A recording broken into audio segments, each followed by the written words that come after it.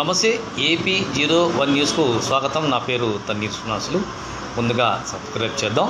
వివరాల్లోనికి వెళ్తే ఇక్కడ పైన కనబడుతున్నటువంటి విగ్రహము చాలామంది తెలిసి ఉంటుంది. శ్రీరాముని యొక్క చేతిలో తాకి వీపున 3 గీతలు పడినటువంటి చిన్న జంతువు పేరు ఉడుత. మరి ఇది ఎక్కడుందంటే అయోధ్య నగరంలోని రైల్వే స్టేషన్లో ఉంది.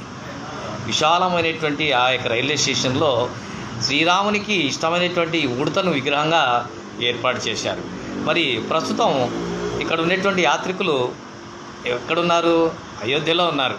మరి అయోధ్యలోనికి మీరు వెళ్ళినప్పుడు అక్కడ ఉన్నటువంటి రైల్వే స్టేషన్లకు వెళ్తే ఈ ఉడత ఇక్కడ నిలబడినటువంటి ఆకారంలో రైల్వే స్టేషన్ లోపల ప్రాంగణంలో మనకి దర్శనమిస్తుంది.